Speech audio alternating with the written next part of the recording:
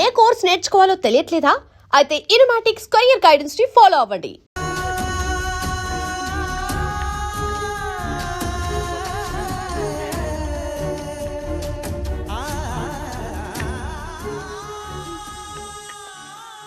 ఏమండి,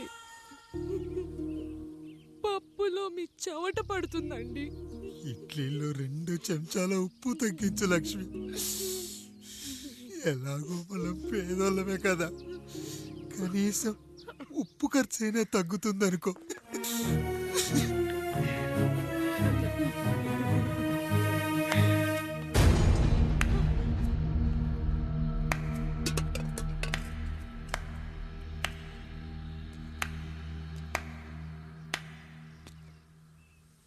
పప్పు రుబ్బుతున్నావా పెదరాయుడు? ఎవడికైనా చేసిన పాపం పండుతుంది అంటారు. నీకు మాత్రం అదిగో అలా పిండయింది. అరే రే రే రే రే, చేతి నిండా భార్యలు, ఇంటి నిండా బంధువులు, బీరువా నిండా డబ్బులు, ఊరి నిండా జనాలు. ఏరి ఎక్కడ? ఇంటర్వెల్ ముందు ఇంటర్ చదివే కుర్రాడు ఏదో ఆవేశంగా డైలాగులు చెప్పాడు, సెకండ్ హాఫ్ కు మర్చిపోతాడు అనుకున్నావు కదూ? మర్చిపోవడానికి నువ్వు నాకు ఇచ్చింది అప్పు కాదు, ద్రోహం. అమ్మ వచ్చిన ప్రతిసారి అడిగేవాణ్ణి, అమ్మా నాన్నెక్కడా అని. నీ గురించి తెలిసాక నీ ముందుకొచ్చా, నీ బ్రతుకుని ఇక్కడి దాకా తీసుకొచ్చా. పిక్చర్ అభి బాకీ హే మేరా పితాజీ.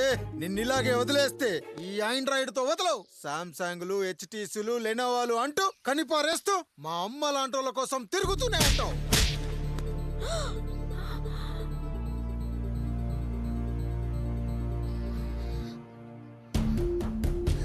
అమ్మా అమ్మా, ఛీ, నన్నలా పిలవకురా. ఎవరిని పట్టుకొని ఎన్ని మాటలు అంటున్నావురా? రాయికి వరమిచ్చిన రాముడు దేవుడైతే, ద్రౌపదికి చీరిచ్చిన కృష్ణుడు దేవుడైతే, నాకు బిడ్డనిచ్చిన ఆయన కూడా దేవుడేరా. ఏంటి, ఇలానే వదిలేస్తే బిడ్డల్ని కంటూ వెళ్తాడా? అసలు ఆయన కంటూ సొంతంగా ఒక్క బిడ్డ కూడా లేడు.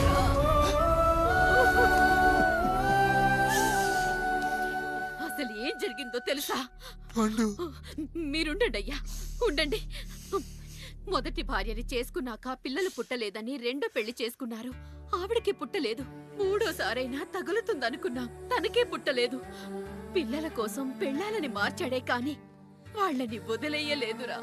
అదిరా మా పెద్దయ్య మనసు. ఆయన దగ్గర బాణం ఉంది కానీ లేదురా, అసలు నీ తండ్రి ఎవరో నీకు తెలుసా? తెలుసా? ఇదిగో ఈ కాముడేరా నీ తండ్రి. గేదె నల్లగా ఉన్నంత మాత్రాన పాలు తెల్లగా ఎలా ఉన్నాయనే కదరా నీ ప్రశ్న. దానికి సమాధానం చెప్పాలంటే, ఒక వర్షం కురిసిన రాత్రి నేను 9వ నెల బాలింతగా ఉన్నప్పుడు. పండు పండు, ఇదిగో. ఏమిటండి ఇది? నిద్రలేస్తే నేను, బయటికెళ్తే గంటోడు, పక్కకెళ్తే పాలేరు, ఎప్పుడూ తిరిగే తాయారు. రోజు మమ్మల్ని చూసి చూసి బిడ్డ కూడా జిడ్డు మొహం వేసుకుని పుడతాడేమో అని భయంగా ఉంది. కడుపులో ఉన్నప్పుడు మనం ఎవరి మొహాలైతే చూస్తామో అచ్చం వారి పోలికలతోనే పుడతారంటారు. పొరపాటున నా పోలికలతో పుడితే? అదేంటి కాముడు, నీకేం తక్కువ? జుట్టు ఉండాల్సిన చోట లేకుండా అవసరం లేని చోట విపరీతంగా పెరిగిపోతుంది. మనకు పుట్టబోయే బిడ్డ గొప్ప అందగాడై ఉండాలి. ఇదిగో, రోజు ఈ దేవుడి ఫోటోలు చూడు, వాళ్ళలాగే అందంగా పుడతాడు. కడుపుతో ఉన్నప్పుడు ఎవరి ఫోటో చూస్తే ఆ పోలికలతో బిడ్డ పుడతాడా? కనిపించని దేవుడి పోలికలు నా బిడ్డకెందుకు? ఈ ఊరికి దేవుడు రాయుడు. నా బిడ్డ ఆయనలాగే పుట్టాలి, ఆయనలాగే పుట్టాలి.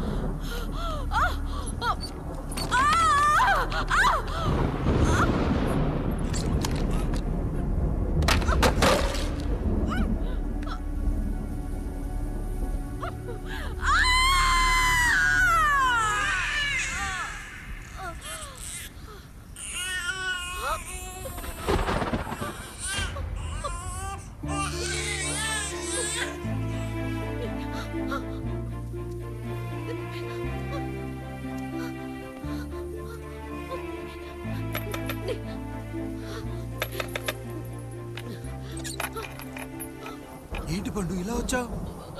అయ్యా, తప్పు జరిగిపోయింది పెద్దయ్య. ఏం జరిగింది? అసలే నువ్వు ఒట్టి మనిషి కూడా కాదు. ఒక్కసారి ఇటు చూడండి అయ్యా.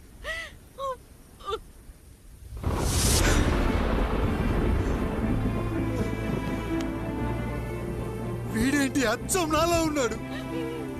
అసలేంటి? ఎందుకు ఇలా జరిగింది? నువ్వు ఎప్పుడైనా చీకట్లో పంపు సైడ్ దగ్గరికి వచ్చావా?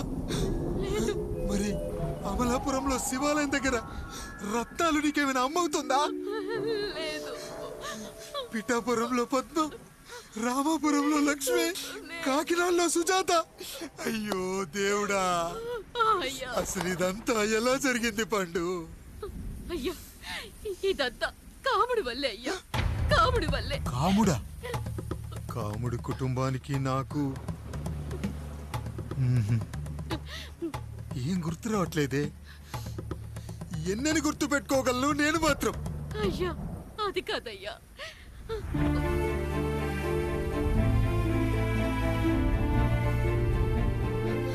అలా రోజు మీ ఫోటో చూసి చూసి అచ్చం మీలాగే పుట్టాడు. అయ్యో, నా పోలికతో బిడ్డ కావాలనుకోవడం ఏంటి పండు? నువ్విలా చేయడం ఏంటి పండు? పోలికల కోసం ఫోటోలు ఎందుకు చూసావు పండు? అందుకే కదయ్యా ముందు ఆ డైలాగ్ చెప్పాను, తప్పు జరిగిందని. ఇప్పుడు ఏం చెయ్యాలయ్యా? స్వచ్ఛమైన మన ప్రేమను ఈ పాడులోకం అర్థం చేసుకోదు. కనీసం మీ ఇద్దరి జీవితం బాగున్నా ఆనందపడేవాని. వీణ్ణి ఇక్కడ ఉంచొద్దు పండు. బయటికి పంపించు. బయటికి పంపించి బాగా చదివించు. గొప్పవాణ్ణి చెయ్యి. వీడికి అయ్యే ఖర్చంతా నేనే భరిస్తా. అవసరమైతే ఆ డబ్బు కాముడి జీతంలో కట్ చేద్దాం. అయ్యా, వెళ్లే ముందు వీడికొక పేరు పెట్టండి అయ్యా. వీడు ఇంకో రాయుడు, అంటే ఇంగ్లీష్లో అండ్ రాయుడు. అండ్ రాయుడు.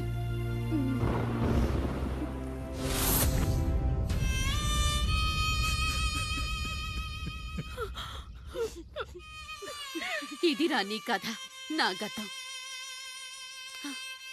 నిన్ను చదివించడం కోసం ఆయన మీ నాన్న జీతంలోంచి నెలకి 3,000, 4,000 కోసేసిచ్చేవారు. అప్పుడు ఆయన పడిన బాధ పగవాడు కూడా పడకూడదు. చూసావారా, దేవుడు లాంటి పెద్దయ్యని అనవసరంగా అనుమానించు ఎంత పెద్ద తప్పు చేశావో అర్థమైందా? ఒకడు నిమ్మకాయ పెట్టి పసుపు వేసి ఉప్పు కలిపి పులిహోర చేయొచ్చు, కానీ ఆ పులిహోర ఎప్పటికీ దేవుడి ప్రసాదం. నువ్వు ఆ దేవుడి ప్రసాదం. ఇక ఆయనే మీ నాన్న. చూసావా అమ్మా, ఈ రోజు నుంచి నాకు 3 అమ్మలు, 2 నాన్నలు. నీకు మాత్రం ఒక్కడే భర్త, నాన్నకు మాత్రం ఒక్కటే భార్య. మా నాయనే. అయ్యా, బిడ్డను ఒక్కసారి ఎత్తుకొని తిప్పండి అయ్యా. బాబు, నాన్నా,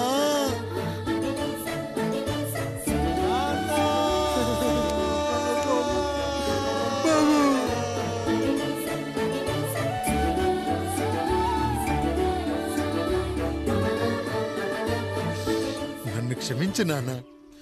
ఇప్పటికైనా నిజం అర్థం చేసుకున్నావు. అది నాకు చాలురా, చాలు. చాలదు నాన్న.